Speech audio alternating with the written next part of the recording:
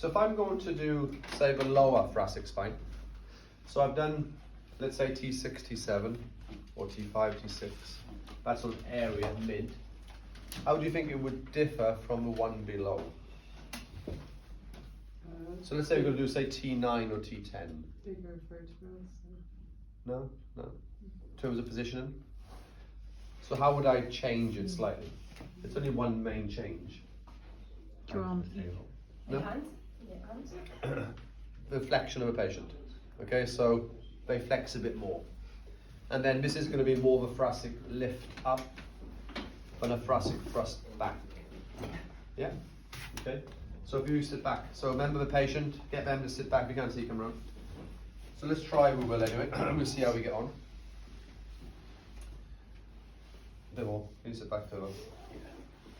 So I know he's taller, but the legs will still come up. You can put a bolster under the knee if you wanted to. Alright, so it's a bit more comfortable for them.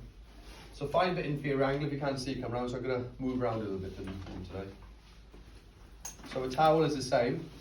So find the T7, okay, and then go below it. So we got T7, T8, T9. So I'm going to come towards T9, 10 if you like. Whereas T11, 12 is hard to do from this. We normally do a lumbar rotation. So wherever you went, go below it. And then arm position's the same. So hold tight. You can see how I do it. I pull his arms, and I'm quite firm. Okay, so from there, so I normally slump them down. Okay, a bit more. Okay, so slump them down into further flexion. Hand under the elbow, so I'm going to come up. Oh, it just went. Okay, yeah. So it just went as I did that technique. Towards if it goes, it's almost a win-win, isn't it? Yeah. You might find when you go into cavitation now, there's no noise because it just went on a pre-thrust. But what sometimes happens is it's a ligament that just flicks, that's why it clicks, rather than a release of a joint gas. So from there, so legs are the same, so I'm going to come up and under. So can you see I'm coming up and under to my sternum. Take a small breath. And as you breathe out, lock, lock, lock, thrust up, and relax. So can you see there's no response from the patient, no like, things like that. You just eaten, okay, so your belly's full. Alright, so it's almost like a Heimlich maneuver, this one. So, like you mentioned about with projectile vomiting. Hopefully not. Hopefully not, okay. So the difference is, come under. So instead of being there, you are slightly below, so you come up and under. Okay, so it's a thoracic lift.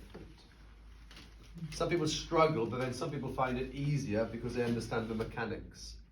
And I always think you have to understand the mechanics of it. And can you see, I always think if you give the body the right ingredient, as in the setting up, the positioning, the arms, the flexion, the towel, the rolling, okay?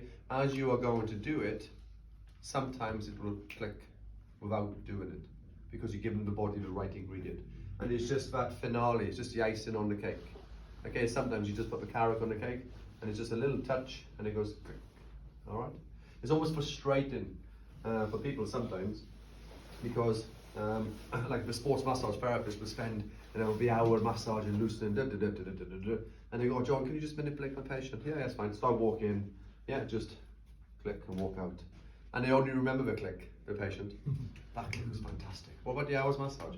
Yeah, it was right, but that click was really good. Okay? It's so true. You know it is. Thanks, mate. Have a go.